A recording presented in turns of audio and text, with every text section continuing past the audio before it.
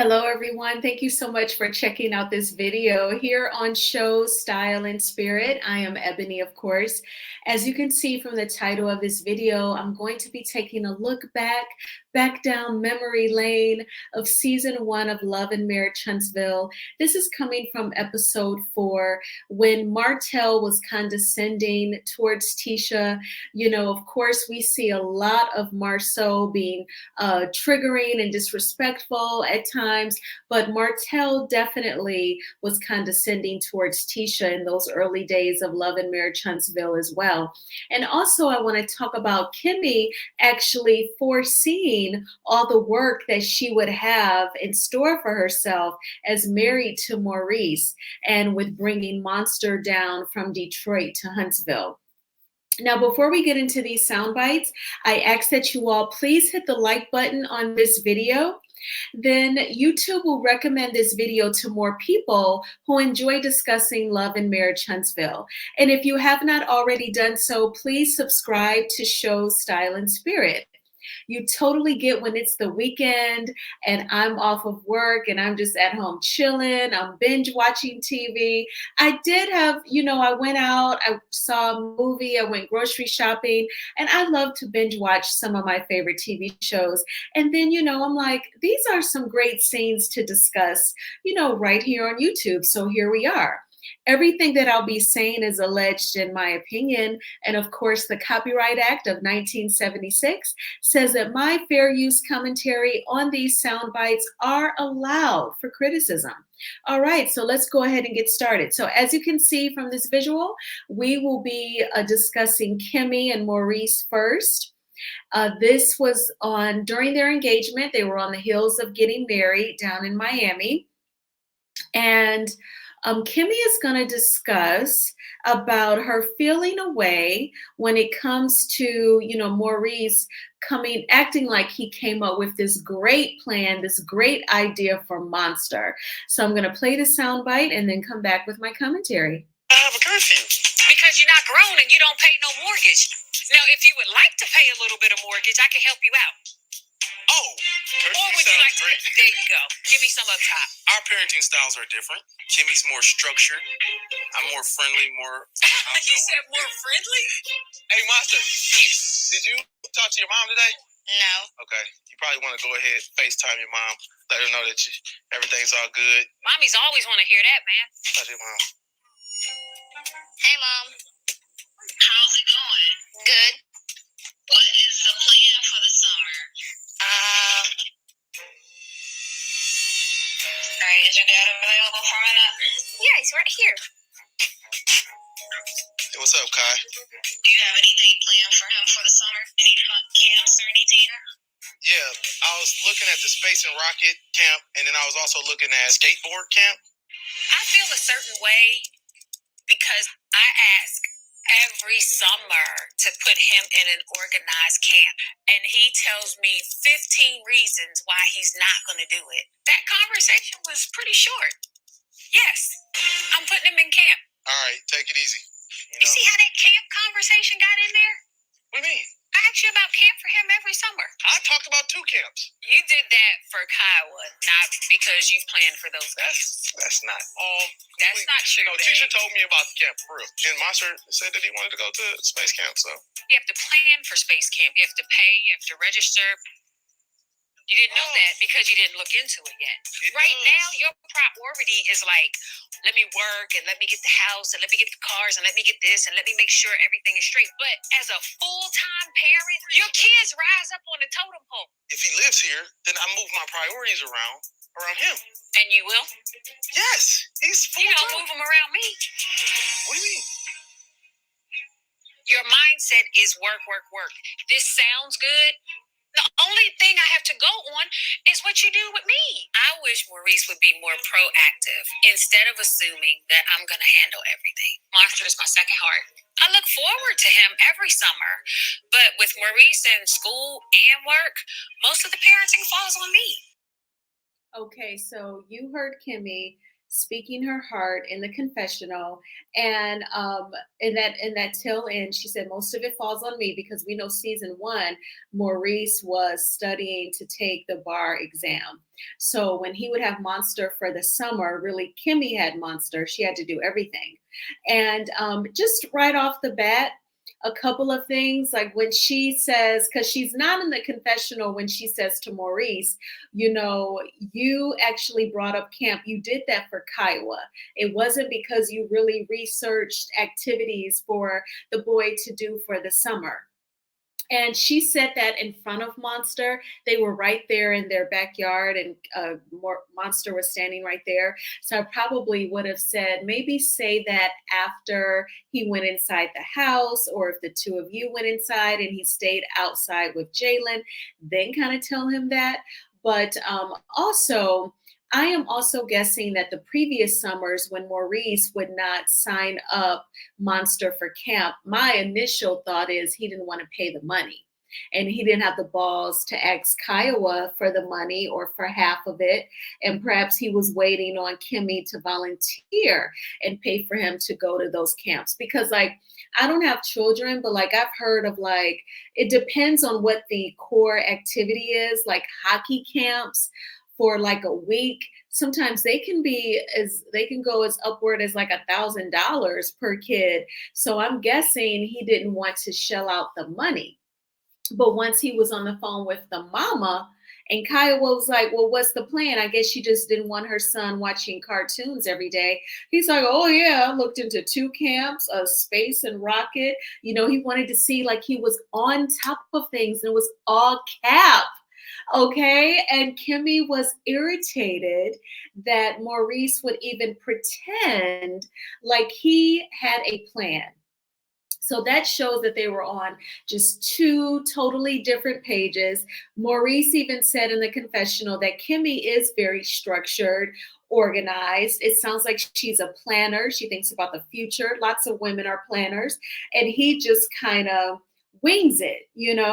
And we also know in this episode, season 1, episode 4, that they have a couples therapy session, one of the sessions that they had before they got married.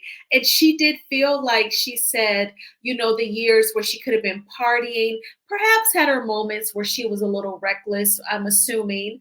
She said she didn't do that because she was a responsible parent and she wanted to be present for Jalen. So she literally would just go to work, pick up Jalen, and come home. But then she meets a man, Maurice. Her son goes to college, but now the man was in law school and he didn't want to take her anywhere or do anything. And he always used law school as an excuse. I remember having deep feelings for a man that was earning his MBA at the time. And that was always his excuse as well. And Kimmie, that is all cap, honey. Because if someone really wants to spend quality time with you, even working full time and in graduate school, they will make time for you, honey. They make time for certain activities, but not all. So that's definitely all cap. I have a feeling that Maurice was kind of just cheap and didn't want to shell out money for camp for the son or to do things with Kimmie. So I kind of feel like Kimmie said I do and agreed to being this worker bee in a marriage.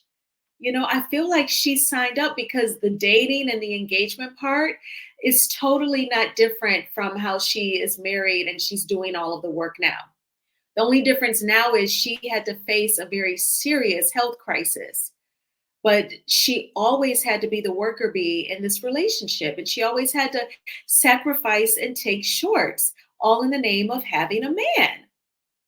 But you all will let me know in the comments what you all think about, watching their days when they were engaged and how Maurice and Kimmie would interact. So let's move on to this comeback group scene.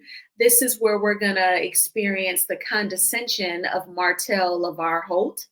And I'm definitely going to come back with my commentary. So I'll give that general introduction into this soundbite. And here we go. We can finalize this operating agreement for the comeback group. I see Tisha brought her big red marker. Yes. So it looks a lot like we're going to do some redlining. Has everybody looked at it? Well, Melanie read it to me. So, do you think they read the whole contract? Hell no. They skimmed the contract. Then, Mel, if you have any concerns, there were only a few things that he and I, felt like needed to be discussed. All right. It says while a person is a member of the company, that person will not carry on or participate in a similar business to the business of the company within any market regions that were established or contemplated by the company. I feel that we should scratch that all out because with the things that we do now, it could possibly conflict with the combat group. I don't think that we would try to hinder you from progressing in your business. I mean, that's just my personal opinion. I got you, Kim. Thank you. And this was my thing. So once you disclose it and bring it to the group. It's a majority vote. It's a majority vote. Okay. That's what I wanted to know. You have a majority vote. So all of that needs to be spelled out. I can't believe you would be okay with disclosing our business plan with the group. That can hinder our business. Well, a little bit of loyalty can go a long ways. You guys just agree to $90 a square foot and I just assume all responsibility. You guys ain't got to think about anything. And I'm telling you, it's going to be in all of our best interest because we ain't got to have all these meetings about this stuff. You ain't got to be thinking about certain things that you guys not even familiar with. For some god-awful reason, he thinks that we don't know what we're talking about, and he's the only builder at the table. Been in this thing for 20 years. We started this initiative in hopes that we're going to build great homes over there, not trying to make a huge profit. I called a builder who has built the exact same house for $69 a square foot. And this builder, you should meet him. This is 3.5 to 4 months of work. It's not like it's just something that... You want to give away a house, right, Martell? You want to give away a house free. No, when I'm capable of doing it, right now I'm not capable of doing that. Wait. You're capable of getting paid $20,000 to build a house? I'm pretty sure you make $20,000 probably in 4 or 5 days worth of on one project. So why can't I make it on 3 months of my work? Oh, because you're not paying me on scope. And do you know where this money's coming from? Us, the 4 guys at the table. But it's me working. Do you understand? It's me working. This guy's trying to tell me where I should be on price. I'm not trying to profit at a point where I'm making top dollar, but I still have to make a little bit of money because right now whose tail is on the line is holding hope. How about the people that we're actually trying to put in the houses? I don't want to appear that we're coming off like the predators to the same community that we're trying to help. You're from Northwest Huntsville. And when we talked about it, you was like, I'm trying to make sure that I don't go back to North Huntsville in terms of living. The name of the group is Comeback. And you just said you're going to make sure you don't go back? That is the most ridiculous thing I've heard this evening. Our initiative, by definition, is coming back to North Huntsville. I don't want to be taken advantage of. I want to do what I want to do. You're spoiled. You used to having your way. Okay. I am. Can I ask you this? But I always do good with having my way too, though. But that's with you and your spouse. No, sweetheart, they just point blank. I'm not just You can look at it. But we're group. You can't just say, me. It's Sweetheart, about I us. can. I'm not your sweetheart. Yes, I can. Martell calling me sweetheart. I'm like, don't do that. You're being disrespectful. She said, don't call her sweetheart. Don't call her sweetheart. So Martell, honestly, do you want to be in the comeback group?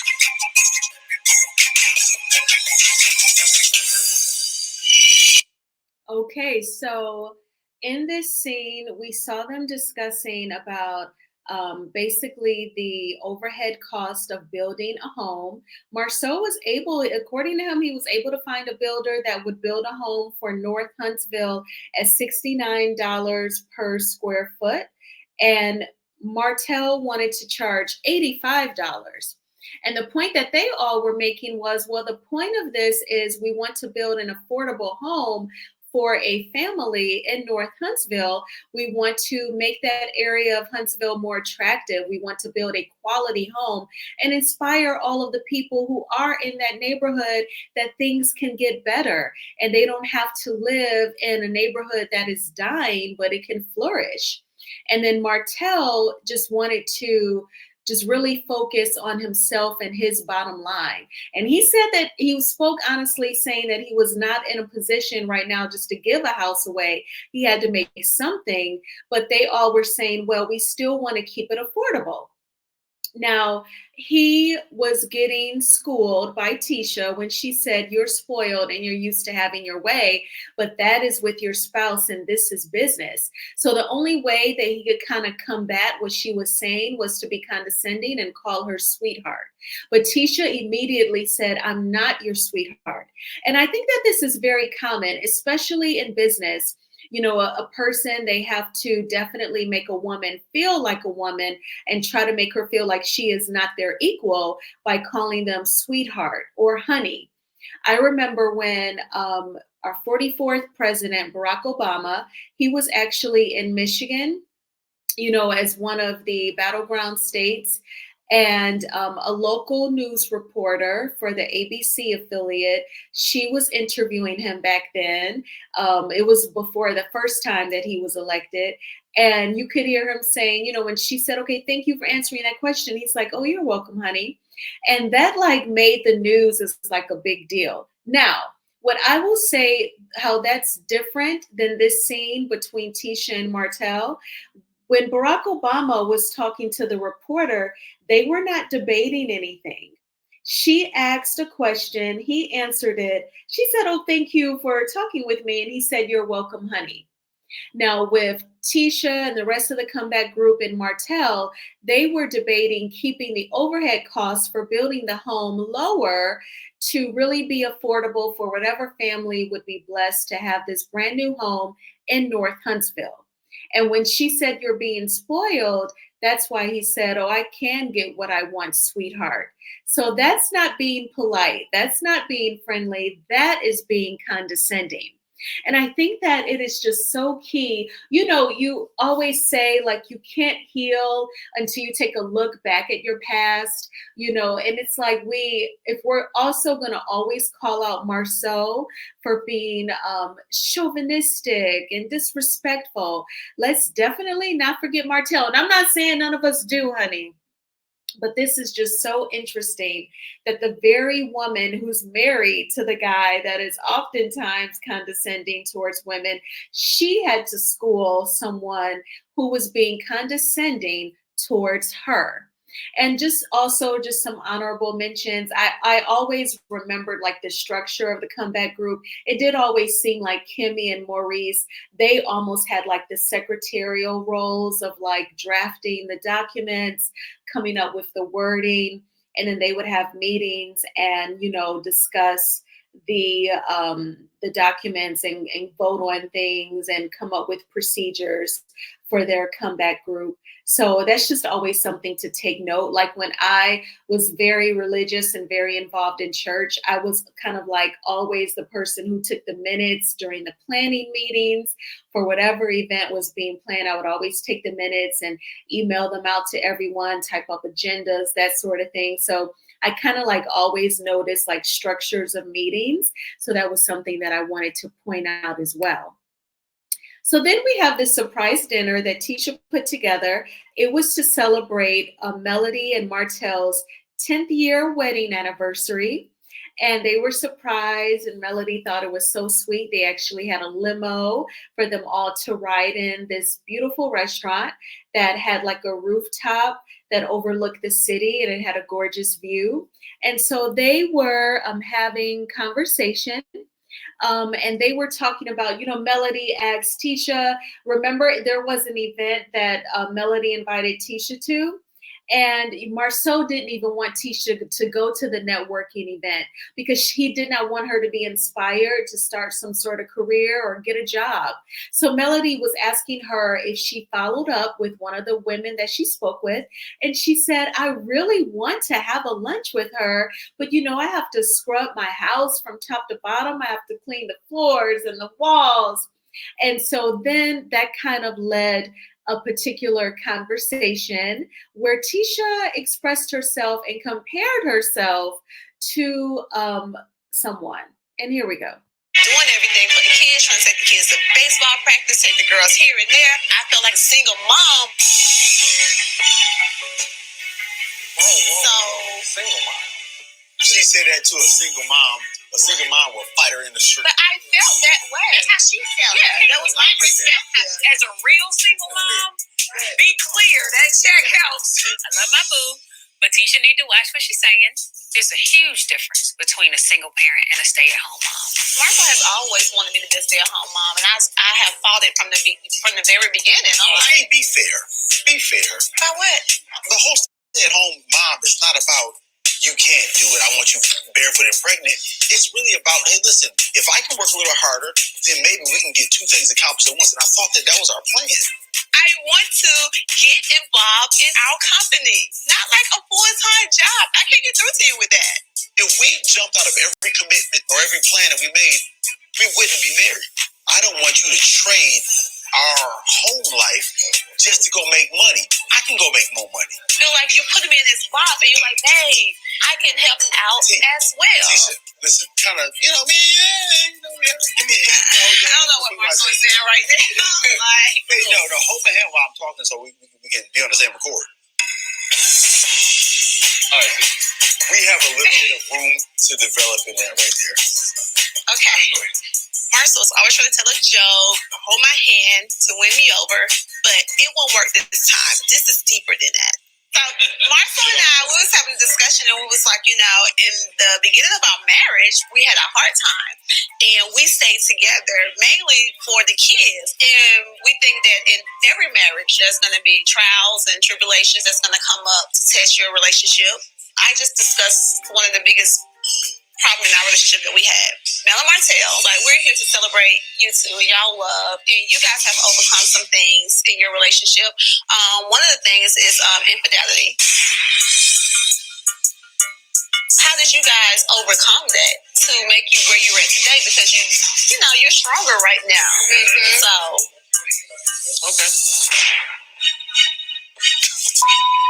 What the hell is she talking about? Who want to be reminded on the 10th anniversary about infidelity? I think overcoming something as major as infidelity in any relationship is working on building that trust back. Because when trust is broken, it's broken, right? Yeah, I think this was not a good idea. And having a partner in your relationship who is willing to admit their mistakes, that's first thing. Saying, I was wrong, I shouldn't have done this is not right, and this isn't the man that I wanted to be to you when I said I'm going to be your husband, right? B is building that trust and working to build that trust. She is saying everything, telling everybody our business. I wish it just stopped, period. Let me tell you something, though. As a woman, when you step away and you pull that support from that person to show them, like, no, we ain't gonna do this, and I'm not gonna still be your best friend, and we ain't gonna still be talking every day, and we ain't gonna be texting all day, and all those things, I feel like it gave him another level of respect for me.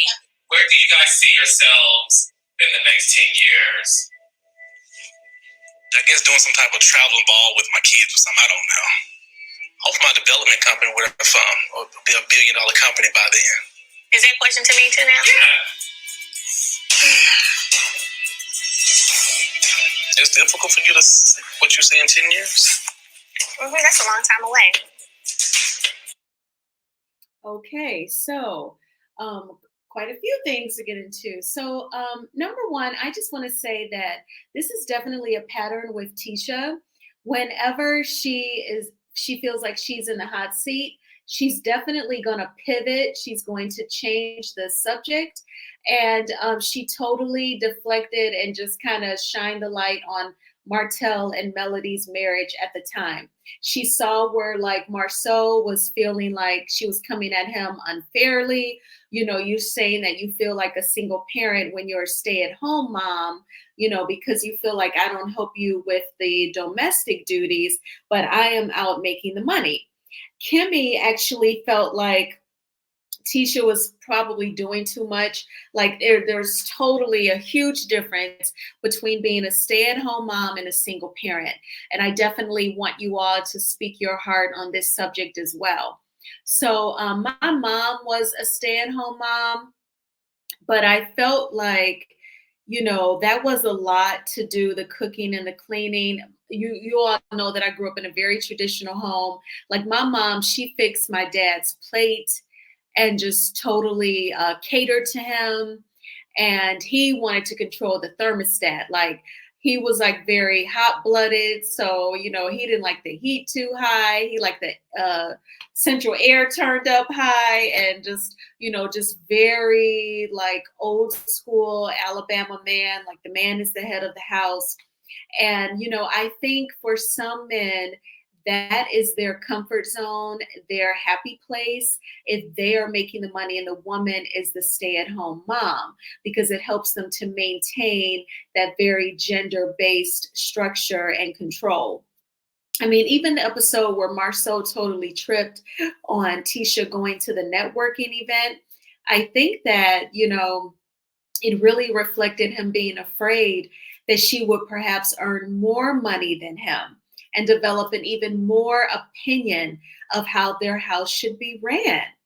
Now, with her saying that, you know, she feels like a single parent, I don't want any single parents to be offended, because kudos to you all for working full time, coming home, making sure that the homework is done, you fix dinner, then you make sure that they get a bath, they go to bed at a decent hour, then you get them up and get them ready for school, pack lunches, get them to school on time, you get to work on time, and then you deal with the bull that's on the job, and then you come home in the evening and you do it all over again.